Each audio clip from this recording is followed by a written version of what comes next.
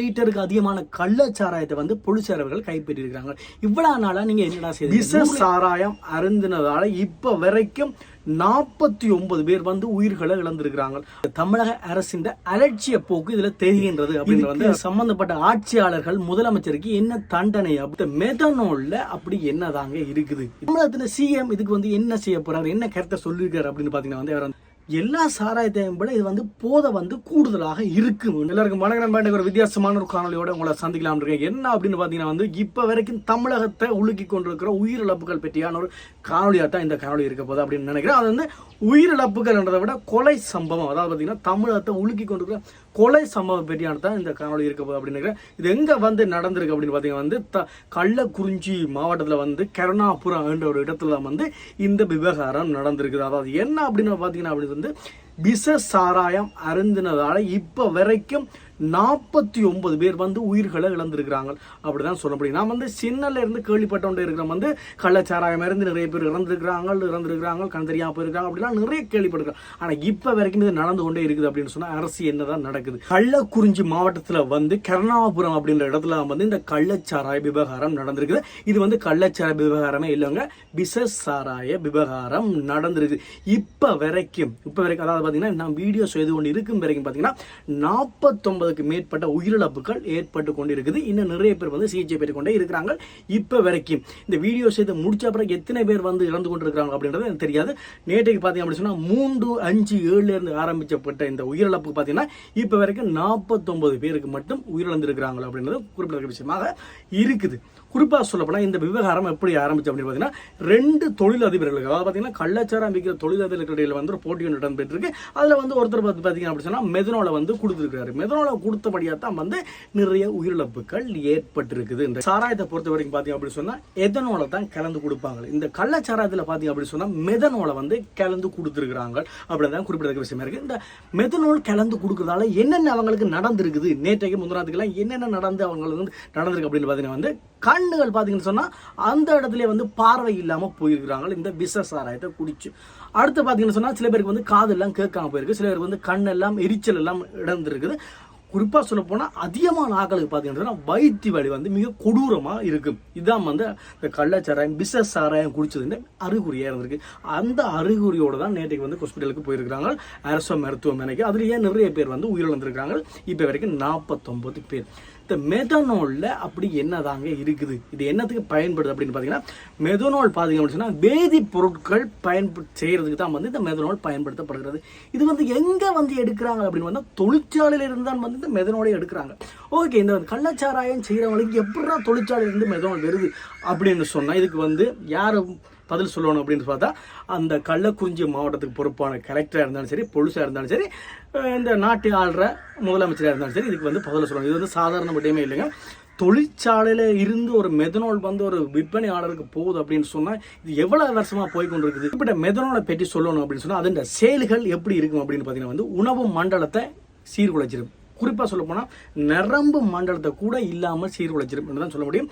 இன்னும் சொல்ல போனா வந்து வயிற்றை வெந்திட வச்சிருக்கும். அது மட்டும் இல்லாம நுரையா வாந்தி எடுக்க வைக்கும் இந்த மெதனோல். குறிப்பா சொல்ல போனா நுரையீரல்ல மூச்சு மூட்டத்தக்கதா வந்து இந்த மெதனோல் செய்யும். இன்னும் சொல்ல போனா வந்து மூளையில இருக்கிற செல்லுகளை வந்து கொஞ்சம் கொஞ்சமா அழிச்சு கொண்டே வரும். இன்னும் குறிப்பிட்டு சொல்லணும் அப்படின்னு சொன்னா கொஞ்சம் நேரத்துக்கு பிறகு பாத்தீங்கன்னா உங்கள் உடல்ல இருக்கிற அத்தனை பாகங்களையும் வந்து செயலிழக்க செய்கிறதா இந்த மெதனோல்ல இருக்கிற கூடுதலான சக்தி. இந்த மெதனோலை பொறுத்த வரைக்கும் பாத்தீங்கன்னா ஒரே இடத்துல நிற்காங்க. நீங்க குடித்தீங்க அப்படின்னு சொன்னா உடம்புல இருக்க எல்லா பாகத்துக்கும் சென்று இந்த மெதனோலை வந்து ஏன் வந்து கலக்குறாங்க அப்படின்னு பார்த்தீங்கன்னா அதிக போதை வந்து இது கொடுக்கும்.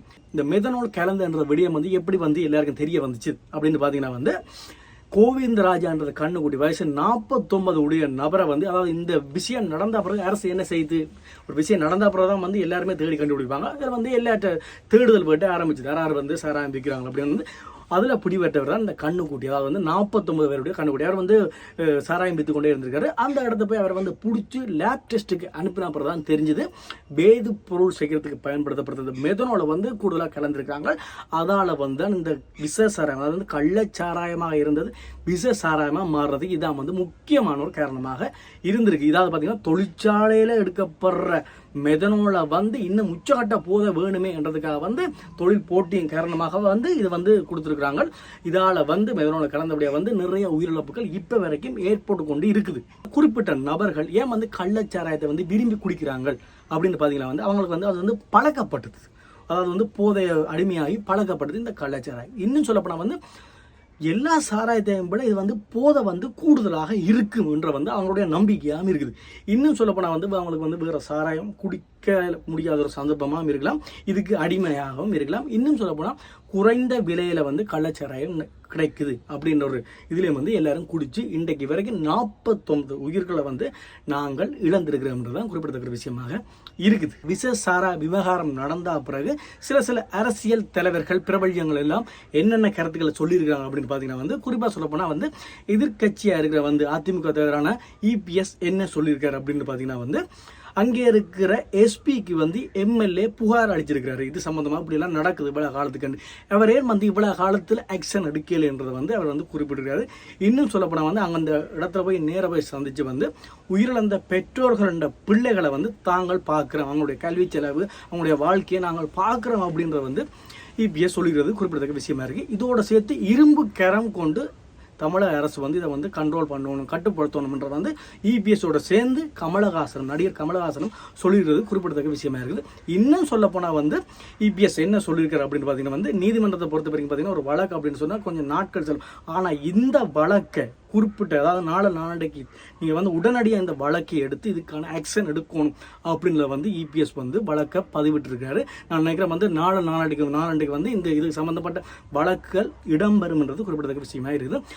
ரஞ்சித் இயக்குனர் என்ன சொல்லியிருக்காரு அப்படின்னு பார்த்தீங்கன்னா வந்து இந்த கள்ளச்சாராயத்தை வந்து யார் குடிக்கிறார்கள் அப்படின்னு பார்த்தீங்கன்னா வந்து அறியாம, அதாவது வந்து பார்த்தீங்கன்னா பாமர மக்களுக்கு இந்த கள்ளச்சாராயத்தால் நடக்கிற விவகாரம் வந்து உண்மையிலேயே தெரியாம தான் இருக்குது. அது சம்பந்தமான விழிப்புணர்வை ஏற்படுத்தணும் அப்படின்றது வந்து ரஞ்சித் அவர்கள் குறிப்பிட்டிருக்கிற விஷயமாக இருக்குது. தமிழக வெற்றி கழக தலைவரான விஜய் அவர்கள் வந்து இதுக்கு வந்து விசேஷாரா விவகாரத்துக்கு வந்து என்ன சொல்லியிருக்கார் அப்படின்னு பார்த்தீங்கன்னா வந்து இவ்வளவு உயிர்களை வந்து நாங்கள் இழந்ததுக்கு வந்து மிகவும் வேதனை அளிக்கிறது.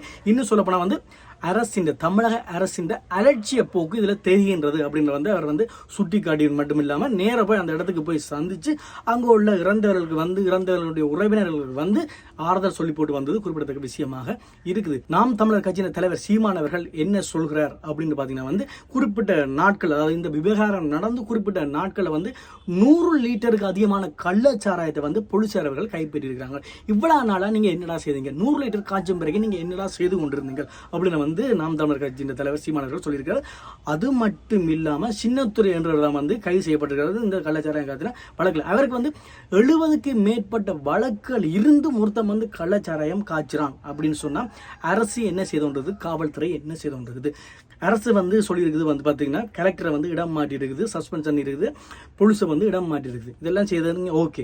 இதுக்கு சம்பந்தப்பட்ட ஆட்சியாளர்கள் முதலமைச்சருக்கு என்ன தண்டனை அப்படின்ற வந்து நாம் தமிழர் கட்சியின் தலைவர் சீமான் அவர்கள் சொல்லியிருக்கிறது குறிப்பிடத்தக்க விஷயமாக இருக்குது. அது மட்டும் இல்லாமல் இந்த விஷ சாராயம் குடிச்சு இறந்தவர்களுக்காக வந்து அரசு வந்து நிதி சேகரிப்பை ஏற்படுத்தியிருக்கு. இதுக்கு வந்து எதிராக சீமான் அவர்கள் சொல்லியிருக்காரு. சீமான் மட்டுமில்ல பிரேமலதா அவர்களும் சொல்லியிருக்காரு. அதாவது வந்து விஜயகாந்த் மனைவியான பிரேமலதா அவர்களும் சொல்லியிருக்காங்க.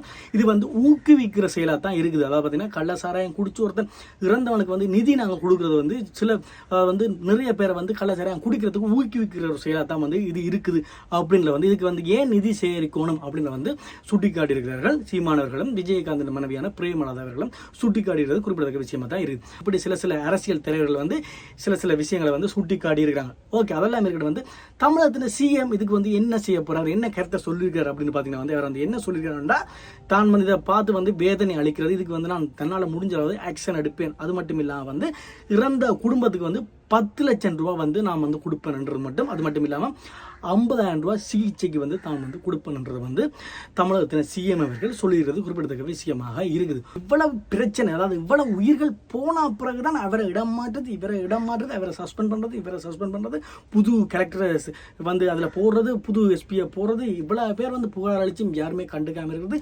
ஒரு தொழிற்சாலையிலிருந்து மெதனால் வருது அப்படின்னு சொன்னா 100 லிட்டர் வந்து இவ்வளவு காலம் காய்ச்சிறாங்க அப்படின்னு சொன்னா போலீசார் என்ன செய்தோன்றது ஆட்சியாளர்களை என்ன செய்து கொண்டிருக்கிறதா எல்லாருக்கும் ஒரு கேள்விக்குறியான விஷயமா இருக்குது. அதாவது பார்த்தீங்கன்னா இந்த கள்ளச்சாராயத்துக்கு இன்னும் அடிமையாக கொண்டிருக்காங்க. அடிமையானவர்கள் அரசு என்ன செய்யணும்னு பார்த்தீங்கன்னா அவங்களை வந்து சிகிச்சை அளிக்கணும். அதில் வந்து வெளியில் வர பண்ணணும். உண்மையாக பார்த்தீங்கன்னு சொன்னால் தமிழகத்தை பொறுத்த பார்த்தீங்கன்னா நிறைய மதுவான சாலைகள் இருக்குது. அதே உண்மையிலே குறைந்த அளவு குறைச்சி கொண்டே இருக்கணும். இல்லாமல் பண்ணிவிட்டால் தான் எல்லாருக்குமே நல்ல அப்படின்றது குறிப்பிடத்தக்க விஷயமா இருக்குது. கள்ளச்சாராயம் வேண்டாம் என்ன அதாவது பார்த்தீங்கன்னா அரசு இது இல்லாமல் வந்து தயாரித்து கள்ளமாக கொடுக்குறது கள்ளச்சாராயம். இந்த கள்ளச்சாராயத்தில் வந்து இந்த மெதனோலக்கந்து விஷசாராயமாக ஆக்குவாங்கன்றது யாருக்குமே தெரியாது. குடிச்ச யாருக்குமே தெரியாது. அவங்களுடைய அறியாமல் தான் மிகப்பெரிய ஒரு காரணமாக இருக்குது. ஓகே நண்பா, இந்த காணொலி உங்களை பிடிச்சிருக்கு. இன்னொரு காணொலி உங்களை சந்திக்கும் வரை உங்களோட வந்து விடையெடுக்கிறேன் என்று உங்களது. வணக்கம் நண்பா.